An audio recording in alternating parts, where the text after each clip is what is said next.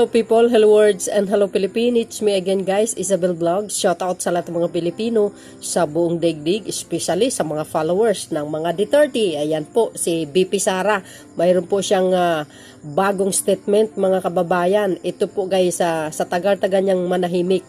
No? Dahil dito sa mga taong nagpa-viral sa tungkol sa confidential fund niya. No? Alam po natin, tinanggal po ng House yan na hindi na po ibibigay sa kanya sapagkat ilalaan na lang daw sa Philippine Coast Guard na nang sa ganun mas paigtingin ang pagbabantay sa Western Philippine Sea sa pamamagitan po guys pagbibili ng mga karapat-dapat na mga equipment siguro parang ganun, no? Ganun pa man mga kababayan, sa kanya okay lang naman yun sapagkat sinabi niya kahit wala naman ng confidential fund magagawa niya naman kung ano ang kanyang narapat na gagawin, no? So, okay lang daw sa kanya. Ngunit, mga kababayan, ang problema kasi sa mga tao, no? Yung mga bumabatikos sa confidential fund, lalo na po yung naiulat na naubos yung nakaraang confidential fund sa loob ng 11 days. Siguro naman, alam naman ng House yan kung saan napunta po yun, mga kababayan. Actually, mayroon namang resibo yan. Isubmit nila sa DBM or sa COA, no? Dahil ang mga nagpa-viral dito sa confidential fund na ito, parang ang dating, no? Parang kinurakot, no? So, actually, hindi niya po magagawa yan sapagkat, mga kababayan, no? Inaalagaan niya ang kanyang pagkatao na ayaw niya madungisan actually. Dahil kung may anomalya naman, siguro naibulgar na yan. Pero wala naman, ano. Alam nyo, sa totoo lang, pinupolitika kasi yan yung confidential fund niya. Tama nga yung sinasabi niya. Sabi niya masyadong malayo pa ang election 2028. Oo, ganun talaga mga kababayan. Kasi alam nila malakas ito kasi si Inday yung malakas na kalaban sa darating na mga eleksyon kung ito ay tatakbo mga kababayan, ano? So palagay ko diyan, palagay ko mga kababayan, no? Ayun lang siguro ang intention nila.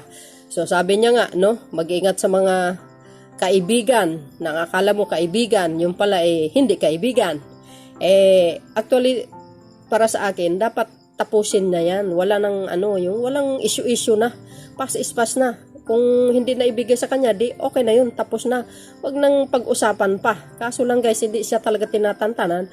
Siguro nalaman ng kanyang ama, kaya rumisbak ang ama niya. No? Si dating Pangulong Duterte na sinasabi, kung ako'y naging,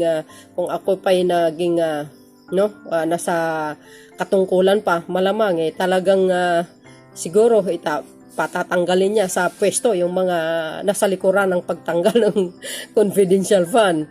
Pero guys, wala siyang sinabi na chuchuguin niya yung Makabayan Black, si Franz Castro. Kasi yung isang video ko, kung nakikita mo, wala naman siyang sinabi doon na tsugiin niya. Wala doon Ang sabi niya kasi, mayroon daw siyang confidential fund, pero ito ay nilaan niya sa pagchuchugi niya doon sa mga makakaliwang grupo, which is ang mga NPA.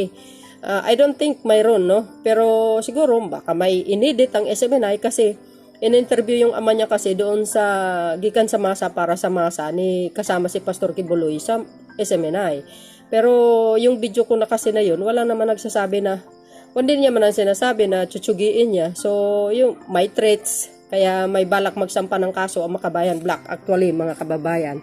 So, ewan ko lang kung ano ang magiging outcome nung itong issue na ito pinapalala na naman ni Castro So palagay ko sana maayos na at tawag na pag-usapan ng confidential fund. Enough is enough, no? So dahil diyan mga kababayan nagbigay ng saloobin si BP Sara. Ayan guys bago nyo panoorin, paki-subscribe nyo lang ako and syempre guys, see you again on my next upload videos. Mag-ingat po kayo. God bless Philippines and see you again guys. Bye, bye, bye. Babus, panoorin nyo si BP Sara. Mga minamahal kong kababayan, ako ay lubos na nagpapasalamat sa inyong walang patid na suporta sa opisina ng Vice Presidente at sa gagawaran ng edukasyon. Ang inyong matatag na paniniwala sa kahalagahan ng aking trabaho at sa positibong pagbabago na aking maiaambag sa pag-udlad ng ating bansa ay siyang nagbibigay lakas at inspirasyon sa akin upang magpatuloy sa pagserbisyo sa ating bayan. Maraming salamat sa mga gumawa ng green ribbons bilang pagpapahayag ng suporta sa akin. Naiintindihan ko ang inyong pagkadismaya at galit hinggil sa mga issue tulad ng pakikialam sa budget at usapin ng confidential fund.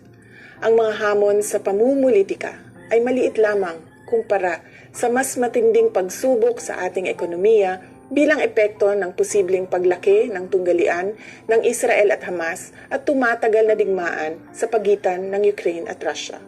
Hinihikayat ko ang bawat isa sa inyo na tutukan ang paghahanda sa darating na panahon ng taghirap, lalo na sa patuloy na pagtaas ng presyo ng pagkain at iba pang bilihin.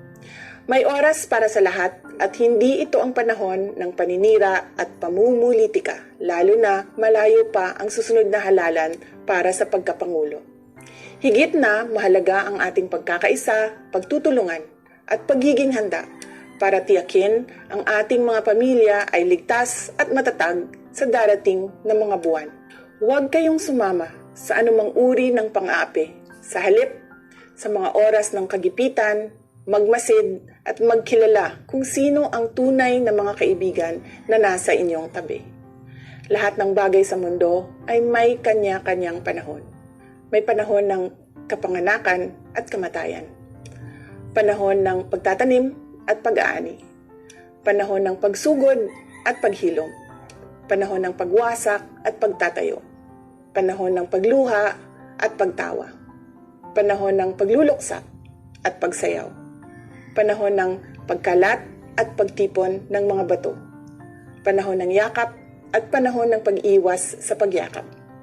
Panahon ng paghanap at pagtigil sa paghahanap. Panahon ng pag-iingat at pagtatapon. Panahon ng pagpunit at pagtahi. Panahon ng katahimikan at panahon ng pagsasalita. Panahon ng pagmamahal at pagkapuot. Panahon ng digmaan at panahon ng kapayapaan. Sa bawat yugto ng ating buhay, mahalaga na piliin natin ang kabutihan, pagkakaunawaan at pagkakaisa. Sa bawat panahon, maging matatag tayo sa pagharap sa hamon at maging handa sa pagtanggap ng pagbabago. Ang mensahe ko na ito ay naglalaman ng mga salita mula sa aklat ng Ecclesiastes na nagpapakita ng mahalagang mensahe tungkol sa mga panahon ng buhay at kung paano tayo dapat kumilos at mag-isip sa bawat isa sa mga ito. Magtulungan tayo para sa kapakanan ng ating bansa. Maraming salamat sa inyong patuloy na suporta at tiwala. Mga kababayan, patuloy tayo maging matatag sa pagtaguyod ng isang bansang makabata at mga batang makabansa. Ang lahat para sa Diyos, sa bayan at sa pamilyang Pilipino.